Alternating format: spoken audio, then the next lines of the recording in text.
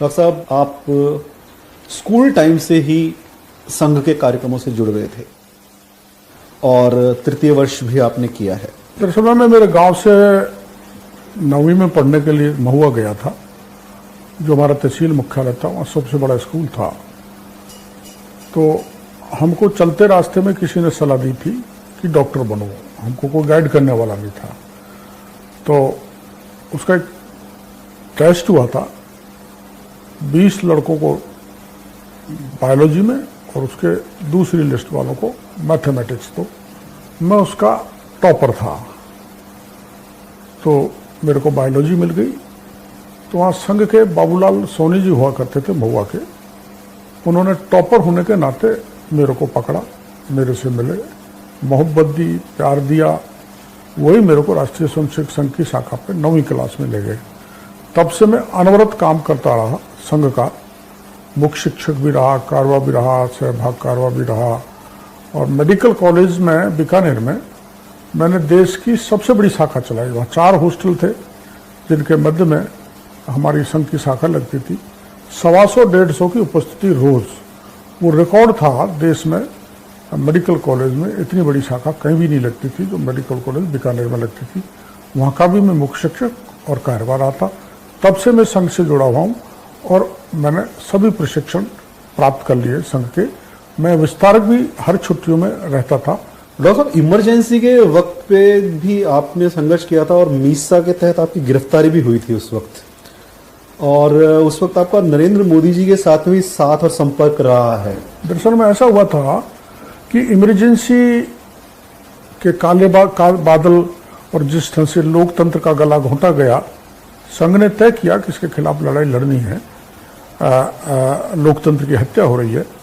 तो गुजरात में जनता पार्टी की सरकार थी, वहाँ सामग्री छपती थी, पूरे देश भर की सामग्री मोदी जी छपवाया करते थे।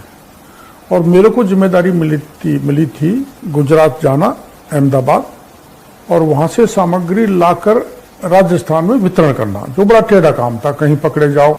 मेरा वो समय वो था सेकेंड MBBS का, जहाँ मेरा कैरियर भी चौपट हो सकता था, और हो ही गया था एक तरह से। तो मैं 13 महीने तक, मैं और मेरे 3 साथी सफलतापूर्वक सामग्री को बांटते रहे। 13 महीने बाद जब मुझे गिरफ्तार किया तो यातनाएं बहुत दी, मार पीट, उल्टा लटका दिया, पता बताओ कहाँ से लाते थे हो, और पेट्रोल भी डाल दिया गोदाम में। आगे मेरी सारी उंगली तोड़ दी वो लगा कर, और मेरा इतना, मैं कई बार बेहोश हो गया यातनाओं के कारण। पर मैंने ये नहीं बताया कहाँ से मैं लाता हूँ, कौन इनको सप्लाई करता है। अगर मैं उस समय मोदी जी का नाम बता देता तो सारे पूरे देश भर का जो योजना थी वो ठप हो जाती, रखी रह जाती। मैंने तय किया चाहे प्राण चले जाए, पर कहाँ छपता है, कौन छपवाते हैं, वितरण की क्या व्यवस्था है, मैंने नहीं बताई। उन यातनाओं के कारण मैं कई दिनों तक नहीं सोया। एक छोटी सी कोठरी में मेरे को डाल दिया था, उसके कारण मेरी किडनी खराब हुई थी, जिसमें बाद में संघ के जो हमारे प्रांत के प्रचार थे माननीय सोहन सिंह जी, उन्होंने मेरा एम्स में इलाज कराया और मैं सही हो गया था। मैं PBM अस्पताल के जो एक विशेष वार्ड में मेरे को गिरफ्तार रखा गया, मेरी पढ़ाई की और मैंने MBBS एक ही अटेम्प्ट पे पास कर ली।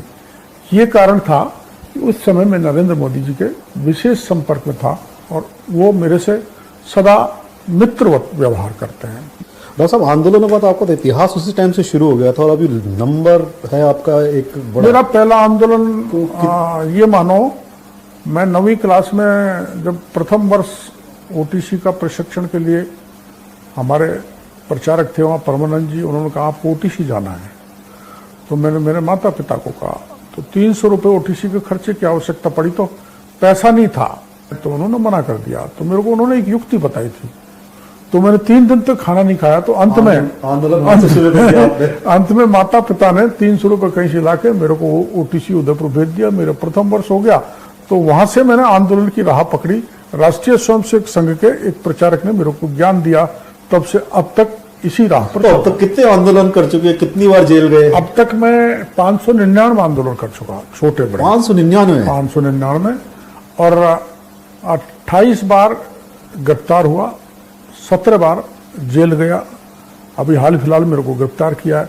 मेरे लाठी तो इतनी पड़ी हुई है चोटी से एड़ी तक कि मेरे एक एक इंच पर पुलिस की लाठी है, लेकिन मैं इससे डरता नहीं। इसलिए नहीं डरता कि पुलिस का काम है उनका काम करना, मेरा काम है दीनहीन को न्याय दिलाना, चाहे उसके लिए लाठी खाने पड़े, जेल जाना पड़े। 2 बार मैं अमेरिका इलाज करा के आया हूँ पुलिस की लाठी चार्ज के कारण। मेरा कोई बाल काट के देखोगे तो 30-35 टाके मिलेंगे। डॉक्टर साहब, आप संघ के पृष्ठभूमि से आए और सरकारी नौकरी में रहते हुए आपने चुनाव भी लड़ा। आपने प्रचारक सोहन सिंह जी का नाम लिया। तो भैरव सिंह जी, जगदीश प्रसाद माथुर हमारे उस समय बीजेपी के प्रदेश अध्यक्ष थे, 1980 की बात है।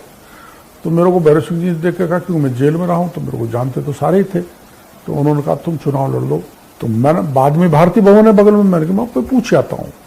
तो मैं माननीय सोहन सिंह जी से पूछने गया। उन्होंने कहा क्या बेवकूफ़ी की काम बात कर रहे हो, पहले नौकरी करो, आर्थिक दृष्टि से मजबूत बनो, माँ बाप ने जो सपने पाले उनको पूरा करो। मना करने गया था भैरव सिंह जी से, साहब मेरे को संघ कार्यालय पर मना कर दिया, मैं चुनाव नहीं लड़ूंगा। पर उन्होंने ऐसा जाल, स्वाभाविक है, एक बहुत बड़ा व्यक्तित्व था, ऐसा व्यक्तित्व यहाँ राजस्थान में अभी तक कोई नहीं हुआ जैसे भैरव सिंह जी का था। तो मैं उनकी बात टाल नहीं सका और उन्होंने कहा मैं तेरी उंगली पकड़ लिए, मैं कहूँ वैसे चलते जाना और तुम ऊंचाई तक पहुंचोगे, ये मैं तुमको विश्वास दिलाना चाहता हूं। हमारे एक इंप्रेशन बना गुजरों में, सचिन पायलट मुख्यमंत्री बनेंगे, गहलोत साहब के कारण माली समाज, हमारा ST SC आमतौर पर कांग्रेस के साथ रहता है और माइनॉरिटी, ये बड़ा एक लॉट मिल गया, इसलिए हमारी 28 सीट इधर से चली गई। अब क्या है कि इतना इतना काम किया है सभी जाति वर्गों में, विशेषकर ST SC में। हमने शंभू पुजारी का बड़ा आदर किया, बूकना में पुजारी को जो मारा उसका किया, करौली में जो हिंसा फैलाई 9 वर्ष पर, वो उस पर हमने आंदोलन किया। हर चप्पे चप्पे पर, चाहे रीट का मामला हो, चाहे आमागढ़ का प्रकरण हो, चाहे खो गंग का प्रकरण हो या सब इंस्पेक्टर पेपर परीक्षा पेपर, हर एक मामले को इस इलाके में प्रभावी ढंग से हमने उठाया। एक और महत्वपूर्ण मुद्दा है, वो आप भी हर बार उठाते आए हैं कि पेपर लीक और नकल के मामले भर्ती परीक्षाओं में आपने सीधे सीधे सरकारी एजेंसियों पे और उनके आदमियों पे, सरकारी आदमियों पे आरोप लगाए थे कि ये लोग लिप्त हैं। आपने ईडी को कुछ सबूत भी दिए थे। बिल्कुल। तो ये सरकारी जो इंटेलिजेंस है उससे आपका खुफिया तंत्र से आगे कैसे रहता है? देखो, दरअसल में है क्या, राजस्थान की जनता को ये भरोसा हो गया है कि डॉक्टर किरोड़ीलाल को कोई मुद्दा देंगे, विश्वास हो गया है, तो वो अंतिम परिणाम तक पहुंचाएंगे, ये मैनेज होने वाले नहीं है। ये भरोसा मैंने पैदा किया है, इसलिए चाहे कोई भी पेपर का मामला हो, कोई भी आंदोलन हो, तो सीधी कार्रवाई में भी कई बार भरोसा करता हूं। तो ये पब्लिक में एक विश्वास पैदा हो गया है कि अगर ये हमारे साथ लगेंगे तो हमको न्याय मिलेगा। मैं यथासंभव कोशिश करता हूं। वो बात अलग है कि मैं वीरांगनाओं को लेकर बैठा, सरकार ने बेशर्मी की को 10 दिन तक ये कहती रही कि मुख्यमंत्री जी आप हमसे मिल लो, आप हमसे मिल लो। मुख्यमंत्री जी फर्जी वीरांगनाओं से तो मिल लिए, लेकिन जिन्होंने जो देश के लिए शहीद उनकी धर्मपत्नियों से नहीं मिले। डॉक्टर साहब, कुछ एक मैं चीज़ें यहाँ कोट करना चाहूँगा। रीट के पेपर को ले जाते वक्त दुर्घटना का शिकार हुए जो ड्राइवर थे, उनकी पत्नी जाट, शंभू पुजारी एक ब्राह्मण, 3 वीरांगनाएं, उनमें एक गुर्जर, एक जाट और एक मीना। उदयपुर में आदिवासी लड़कियां थीं। सबका मुद्दा आपने उठाया, सबको न्याय दिलाने के लिए लड़ाई आपने लड़ी, और फिर भी आप पर ये कहा जाता है कि जाति की राजनीति। बिल्कुल लगता है। दरअसल में ये बेबुनियाद है, ये बदनाम करने के लिए है। और जो जन आंदोलन करता हूँ उसमें कई जो ठग और ढोंगी नेता हैं वो ये भी कह देते हैं गुंडे साथ में, गुंडागर्दी है।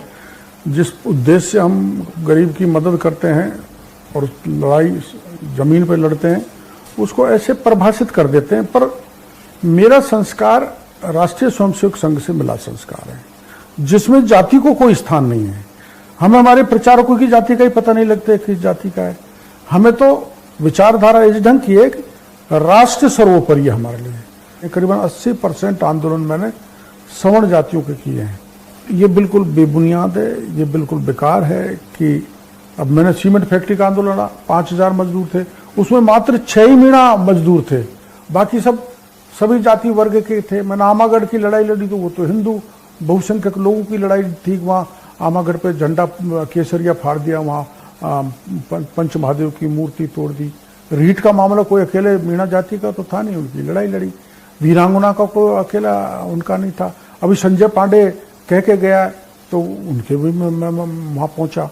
शंभू पुजारी हो, बुकना का पुजारी हो, चाहे आदिवासी का इलाका हो, कहीं किसी प्रकार की जाति हो जाती है, सर्वत्र मैं जाता हूँ। शायद इसीलिए लोगों का भरोसा आप पर है। अभी जो राम प्रसाद ने आत्महत्या की थी तो उसने उससे पहले एक वीडियो दिया था और उस वीडियो में आपका नाम लिया था उसने कि डॉक्टर साहब मुझे न्याय दिलाना।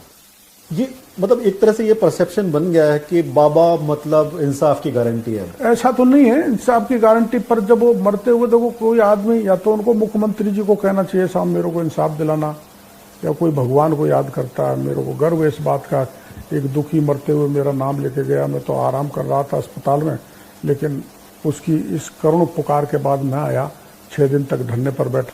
तो मेरा वोट तो है नहीं, लेकिन मेरे पे जितने भी मुकदमे लगे हैं वो आंदोलनों को लेकर रखे हैं, राजनीतिक द्वेष भाव से लगे हैं। हाँ, 2 मुकदमे, एक माननीय रमेश जी ने 376 का मुकदमा मेरे पर दर्ज कराया, एक हमारे महुआ के माननीय विधायक ने दुष्कर्म का मुकदमा दर्ज कराया, वसुंधरा जी के कार्यकाल में कराया।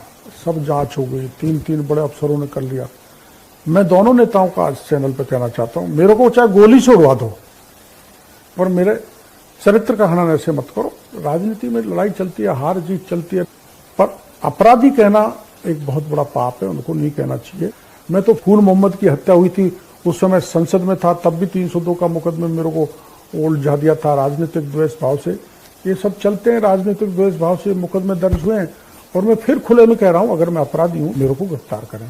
प्रसादी लाल मीणा खुद दौसा की एक मीटिंग में सीओ को गेट आउट कह चुके हैं, अभद्र भाषा बोल के, जो सीनियर आरएस होता है, और उसी दिन उसको ट्रांसफर करा चुके हैं। वहीं दूसरी ओर रमेश जी बीकानेर कलेक्टर को गेट आउट कह चुके हैं। तो अराजक कौन है? और आपको मेरा एक भी अराजकता की कोई ऐसी बात हो, कोई मेरे व्यवहार में हो, कई बार मेरा गुस्सा आता है, गुस्सा मेरी कमजोरी है तो गुस्सा मेरी ताकत भी है, उसमें गलती हो जाती है, लेकिन मैं कोशिश ये करता हूं कि हिंसा नहीं होनी चाहिए। 2018 गहलोत साहब के इस राज में 4.5 साल के राज में मैंने 107 आंदोलन किए, एक में भी हिंसा हो गई, बड़े भी किए छोटे भी किए, तो आप मेरे को कटघरे में खड़ा कर दो, गिरफ्तार कर लो, हाथ में हथकड़ी और जेल के शीर्षों में डालने जाने को तैयार। 2010 में गोपालगढ़ मस्जिद फायरिंग वाला मामला भी था और 2021 में आमागढ़ में जो झंडा फहराने वाला मामला था। मतलब 70 पार की उम्र में हमने आप में जो दमखम और वो देखा है। दरअसल में आमागढ़ में मैं चढ़ा था तो 7.5 किलोमीटर पहाड़ पे चढ़ाई हुई, 2 पहाड़ क्रॉस करने पड़े। कहाँ से आती है एनर्जी, कहाँ से आती है, दमखम कहाँ से आता है? ये देखो ऐसा है, इसमें माता पिता की प्रेरणा, मैंने मेरे माँ बाप को बड़ा परिश्रम करते हुए देखा है। मैं गांव में बाकी के भाइयों को परिश्रम करते देखता हूं तो मैं उनसे प्रेरणा लेता हूं, परिश्रमी लोगों से। मैं देश का प्रधानमंत्री कितनी परिश्रम करता है उनसे प्रेरणा लेता हूं। संकल्प और प्रबल इच्छा के कारण मैं वो कर लेता हूं जो इस उम्र में कोई आदमी नहीं कर सकता। और 1989 में जो लोकसभा का इलेक्शन लड़ा था तो मैं राजस्थान में सर्वाधिक मतों से जीतने वाला पहला आदमी था, बीजेपी में पहला था देश में। लेकिन उसके बाद पार्टी ने 3 बार लगातार टिकट काटे मेरे। मैंने पार्टी छोड़ी नहीं, मेरे को स्टेट लीडरशिप के कारण मेरे को पार्टी से निकाल भी दिया, टिकट भी काट दिया। पर पार्टी से निकलने के बाद भी मैंने विचारधारा को नहीं छोड़ा। भारतीय जनता पार्टी के लिए संघ की विचारधारा के खिलाफ मैं रहा, 10 साल तक बाहर रहा, लेकिन मैं नहीं बोला। मैं बराबर गुरुदक्षिणा करता था, बराबर बड़े संघ के कार्यक्रमों में जाता था। हमने देखा है डॉक्टर साहब की ब्राह्मण, दलित, वैश्य, माली, राजपूत, हमने सब सीएम देखे हैं। तो क्या अब हम ये मान सकते हैं कि हम आज एक होने वाले आदिवासी सीएम से बात कर रहे हैं? अमित जी वैसे तो कौन नहीं चाहता एमएलए, एमपी, मंत्री, मुख्यमंत्री, प्रधानमंत्री बनना। जो राजनीति में हो उसके हर एक के दिमाग में ख्वाहिश रहती है, पर मैं ऐसे बेफालतू के सपने नहीं पालता। संघ का मैं बड़ा समर्पित डेडिकेटेड वर्कर रहा हूं। नहीं चाहिए पद यश गरिमा, सभी चढ़े माँ के चरणों में। हम तो वो संस्कार वाले आदमी हैं, यही विचार है। बाकी तो क्या पहला आदिवासी सीएम मिल सकता है राजस्थान को? नहीं, हमारे यहाँ जाति का सोच नहीं होता। भारतीय जनता पार्टी में दूसरे पैरामीटर्स होते हैं, उसमें मैं कहीं अब वैसे भी मैं 72 साल का हो गया, 75 की सीमा तो लक्ष्मण रेखा पार करना कैसे भी संभव नहीं होगा।